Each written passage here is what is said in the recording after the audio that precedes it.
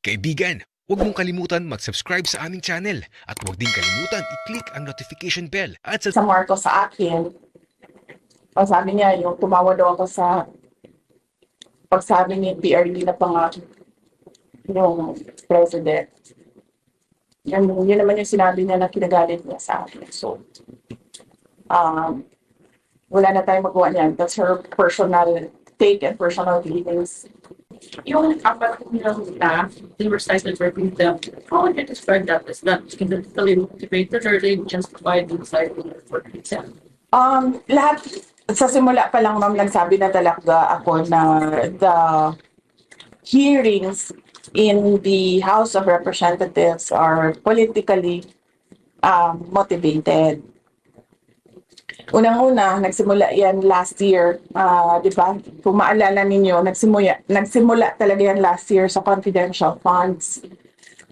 May meeting na nangyari with the Makabayan Block, and hindi naman tinago yon, pinost naman sa social media, Makabayan Block and Speaker Martin Romualdez. Then they started attacking the budget of the Office of the Vice President. When in fact, pag-submit ng budget na yan, pag-submit ng depart ng office ng budget, nasa NEP na yan siya. Ibig sabihin, pag nasa NEP siya, in-approve na siya ng President because that NEP is the submission of the President to Congress of his proposed budget. So, pagkatapos ng meeting nila, nag-hearing na sila noong budget and lumabas, nang nag-hearing sila ng budget ng Commission on Audit, lumabas ang AOM.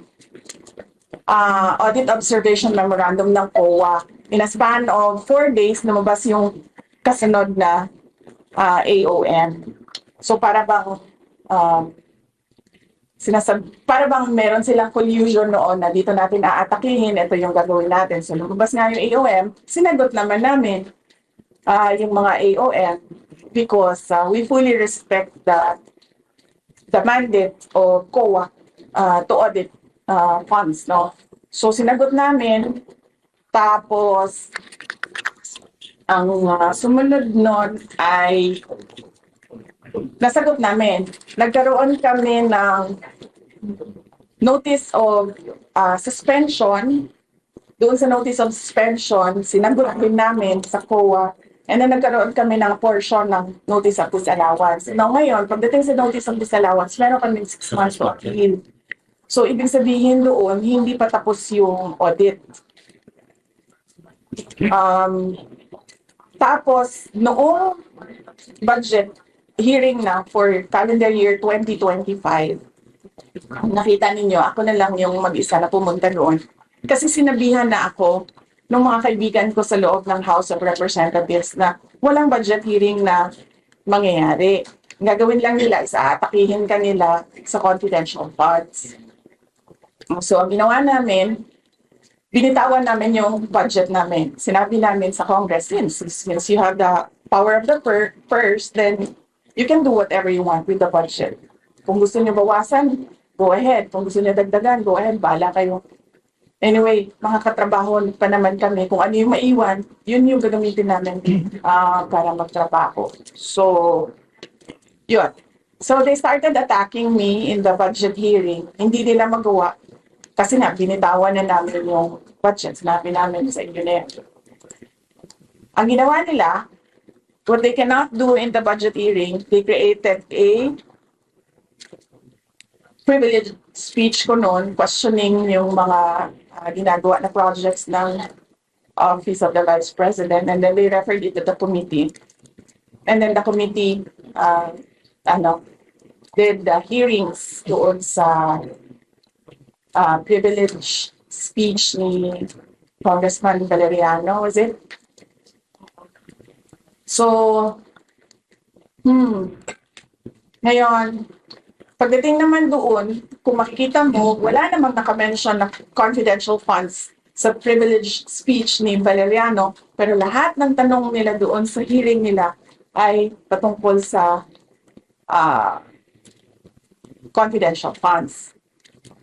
So, noong una, pumunta ako doon, sinabi ko sa kanila na ang ginagawa ninyo ay fault finding. Naghahanap kayo ng mali kasi wala kayong makita, naghahanap kayo ng mali para makapaggawa kayo ng impeachment. Sinasabi nila, oh, siya lang naman nagsasabi ng impeachment, hindi mo kami nagsasabi. Hindi.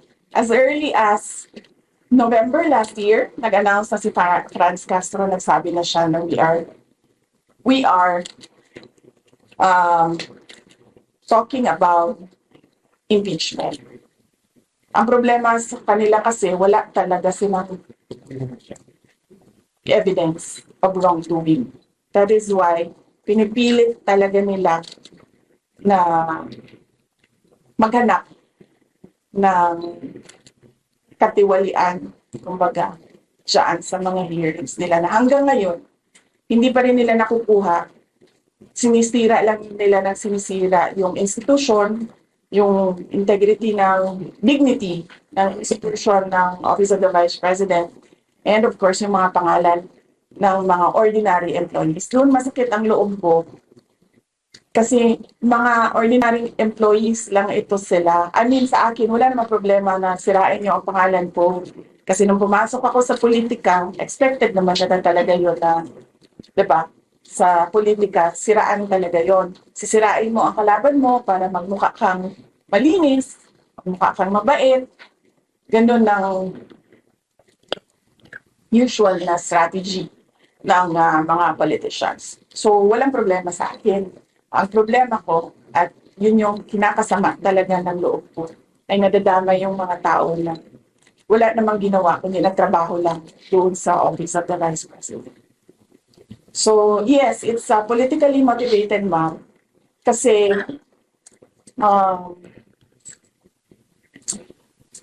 dahil hindi ko alam kung anong kinagalit ni Lisa Marcos sa akin. Ang sabi niya, yung tumawa daw ako sa pagsabi ni PRD na yung president. Yun naman yung sinabi niya na kinagalit niya sa akin. So, wala na tayong magawa niyan. That's her personal take and personal feelings. And then si Martin, alam ko si Martin, he really wants to run for president. And we cannot make it through a popular vote.